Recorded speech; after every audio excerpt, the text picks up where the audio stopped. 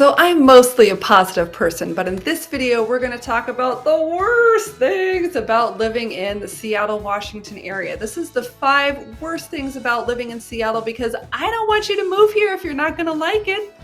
I want you to love living in Seattle. This channel is for people who are relocating to Seattle and kind of want to know what to expect before they buy their house and land on the ground and find out the hard way. So today, consider yourself warned. This is what I don't like about Seattle. So yes, it's true. Life is not a bed of roses every single day. I am Emily Cressy. I am a Seattle native, and I might be a little bit biased about Seattle because I like it here. I grew up here, I've grown up here for a long time, and then I went away to college, and then I came back with my husband in tow, so we both like it here. But there are some things that have changed over the years. There are some things that I notice now as an adult that I didn't notice before, and there are some things that have bothered me for a long time. So today I'm going to peel back the curtain and let you know what's wrong with Seattle. This is 5 reasons I don't like it, and you might not like it either.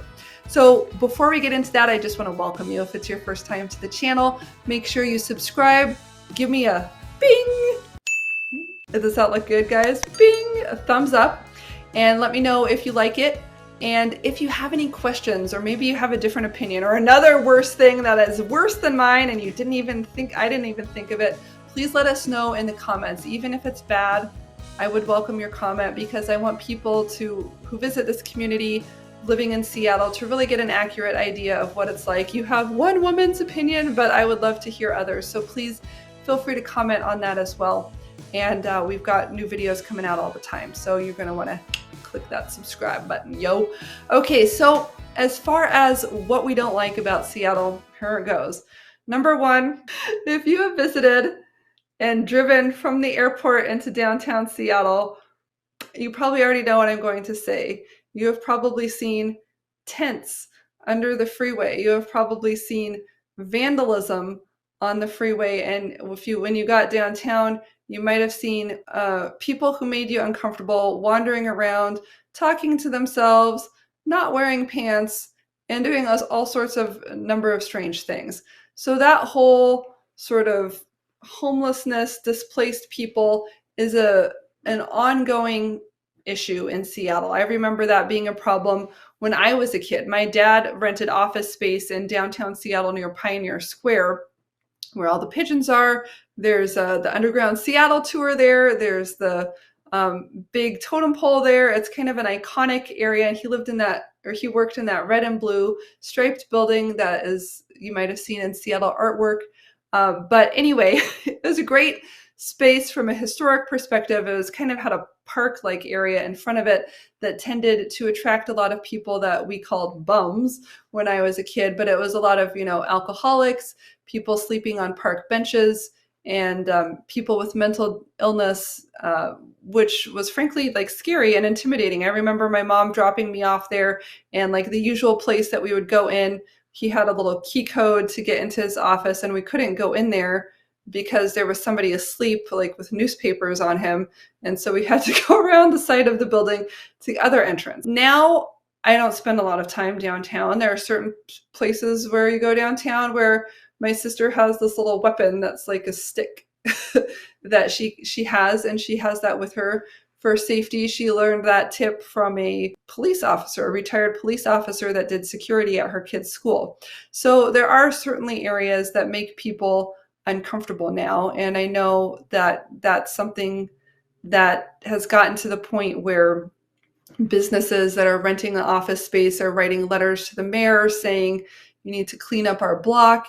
Customers aren't comfortable coming to our nice, expensive Class A office space because there are homeless people dealing drugs down by the bus stop below me. I would say, the pendulum swings on this thing, and I would say the pendulum has swung where it's a little bit out of hand. It's making people uncomfortable, and they have free places that are safe to shoot up drugs, and trying to be safe by making it easier.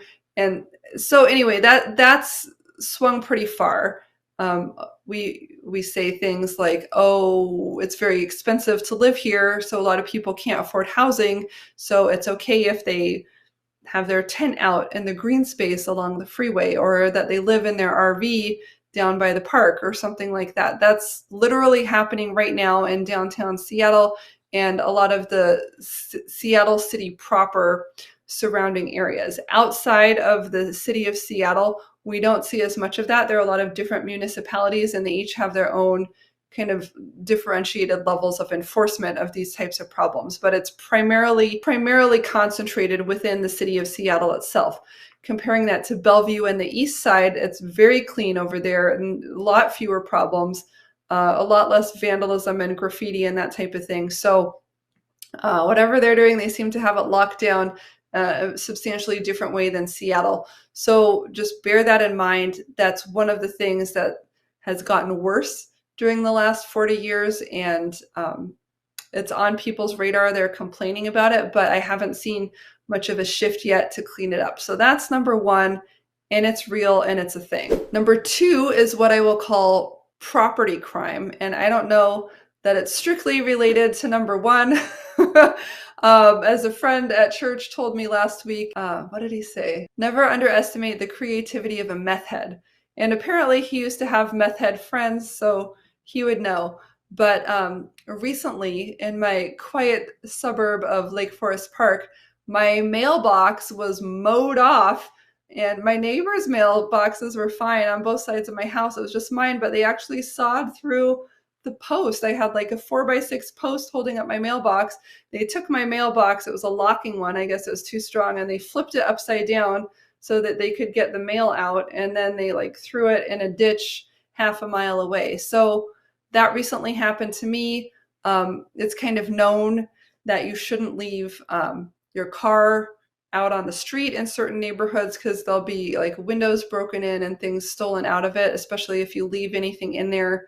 My sister's, this was in Tacoma, which is very touchy, spotty area, but Tacoma, she had like a diaper bag in her car from her babies, and the robbers broke in and they thought it was a laptop bag, but disappointingly it was diapers, but they still had to pay to replace their window. It's also known around here that you shouldn't leave your packages out on your doorstep, and not so much where I live, but a lot of places where your doorstep is visible from the street. You don't want the UPS driver or the Amazon driver to visibly leave a package out because it's susceptible to getting stolen by someone driving by. And we've even had incidents of little package thieves just following the route of the UPS driver and then stopping where they stop to grab the package and then driving to the next place and going around on their route with them, stealing all of these packages.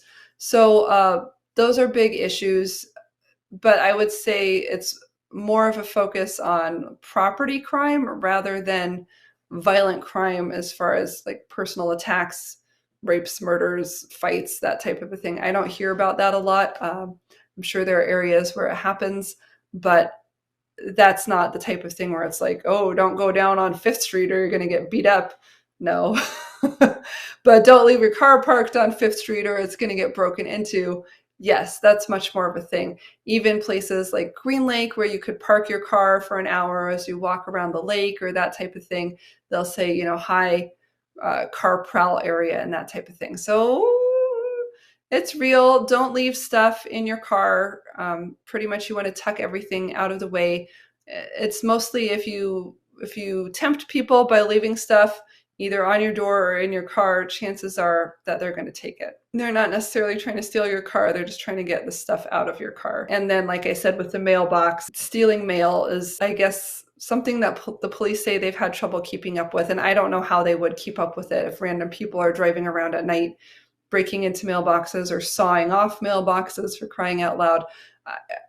I don't have a camera. I don't have any way to enforce that. You can always have your mail delivered to a locking box with a metal post that they can't saw through, or have it delivered to a post office box or UPS store or something like that. Now for number 3, and that's the weather. The weather is something I love to hate. So we got the best summers in the world, and depending on who you are and what you like and don't like, we may have good winters or we may not. So I actually get people who are relocating here from Arizona saying things like, I'm sick of the sun. I've had too much sun. It's too hot. I can't wait to come to the beautiful Pacific Northwest where there's moisture in the air and I can see the mountains and I can go swimming and go in the lakes. So some people are tired of the snow and they want to be in a mild climate. Like, I guess I don't know what we're comparing this to. Maybe if we're comparing it to paradise, like Hawaii, it doesn't measure up, but it still rains in Hawaii. I was in Hawaii and there was like a terrific downpour monsoon in January a couple years ago. So even paradise isn't perfect. So I guess we have to keep that in mind and take everything with a grain of salt, a teaspoon of sugar, kind of depending on your perspective here. What I don't like is the darkness of the winter months. And I even ran into a friend at Mod Pizza. He was in my son's Cub Scouts, and we were kind of like, he was a dad in the Cub Scouts, let me clarify. So I was talking with another grown-up, and this was maybe August, and we were eating outside at the Mod Pizza on the patio at Lake Forest Park Town Center. And like, oh, well, it's almost back to school. And he said, I'm already starting to get nervous about the winter. I have winter dread. And I was like, yes, that perfectly describes that, like that creeping anticipation, like it's getting darker, it's going to be cloudy, it's going to be rainy, I can't stand it. And the problem is when you don't get a lot of that sunlight, you don't get a lot of that vitamin D, you don't realize how much it cheers you up to have like those bright, even if it's freezing cold, even if it's snowing, it's like, shaha, I'm going out to meet the day and this crisp, sunny, I'm imagining like upstate New York. I've never spent much time up there, but like, yes, I can go out in the snow and I will get sunburned from all of the sun that we're getting. Now, you guys must think I'm ridiculous.